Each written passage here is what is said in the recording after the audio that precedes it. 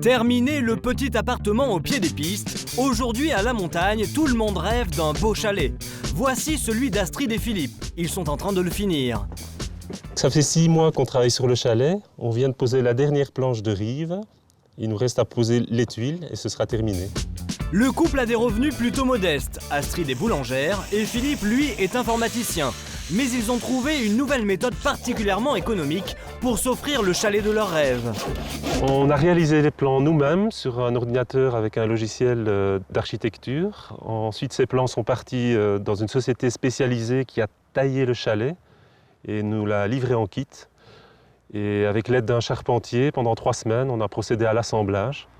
Pour tout le reste, on a fait tout nous-mêmes.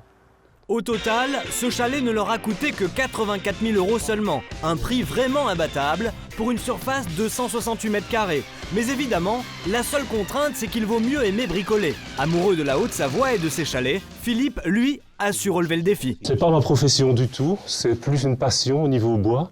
Et puis ça faisait quelques années que j'achetais des revues de montagne, de chalets, de construction.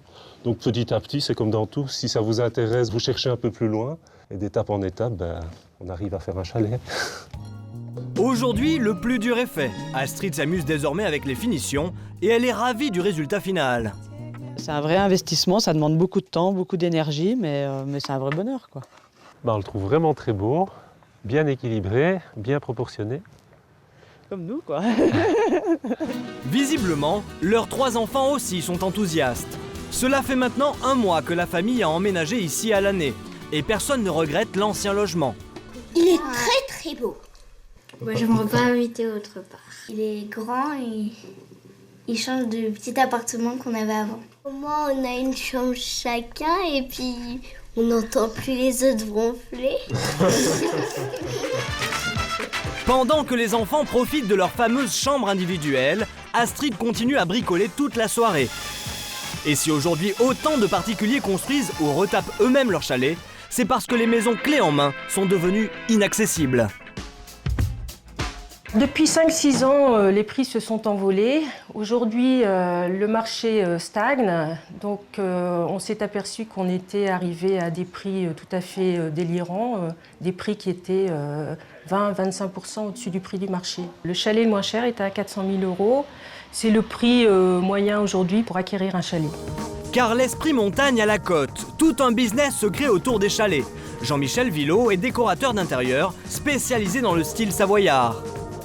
L'esprit de décoration à la montagne, c'est d'avoir quelque chose de très chaleureux, donc de continuer cet esprit un petit peu bois, avec des matériaux nature.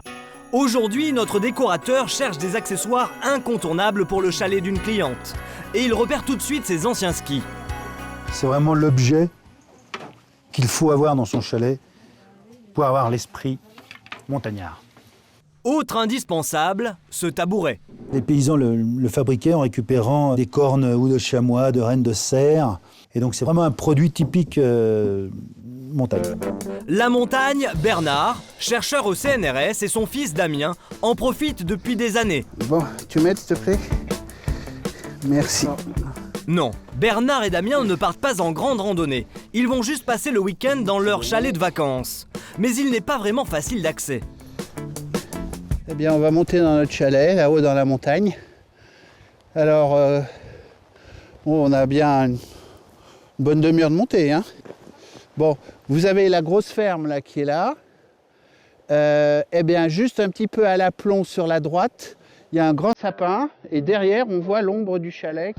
Si on a bien suivi, voici donc l'objectif à atteindre. Il y en a pour une demi-heure de marche dans la neige fraîche. Et le chemin jusqu'au chalet se transforme souvent en parcours du combattant. Il faut bien marcher dans les traces parce qu'il y a beaucoup de neige et on s'enfonce facilement. En fait, le chalet de Bernard n'est accessible qu'à pied, été comme hiver. Et ça, pour les ravitaillements ou le bricolage, ce n'est pas forcément un avantage. Le problème, c'est qu'il faut tout monter à dos d'homme. Tout monter à dos d'homme, depuis les courses quotidiennes pour la vie de tous les jours, jusqu'aux matériaux les plus lourds et les plus compacts, comme les tonnes de gravier, les tonnes de ciment pour faire le béton, les chevrons pour faire la charpente. Tout ça, ça a été un long travail. Mais pour Bernard, l'aspect isolé du chalet a surtout des avantages. C'est extraordinaire, extraordinaire. Ça c'est le bénéfice réel du chalet. Voilà, il est isolé, c'est vrai, c'est difficile d'accès, mais c'est aussi un paysage extraordinaire. Ça y est, le père et le fils arrivent enfin au chalet, mais pas vraiment dans le même état. C'est pas l'effort physique qui me fait peur, au contraire, non, ça donne un charme supplémentaire, puis on est encore plus content d'arriver, quoi.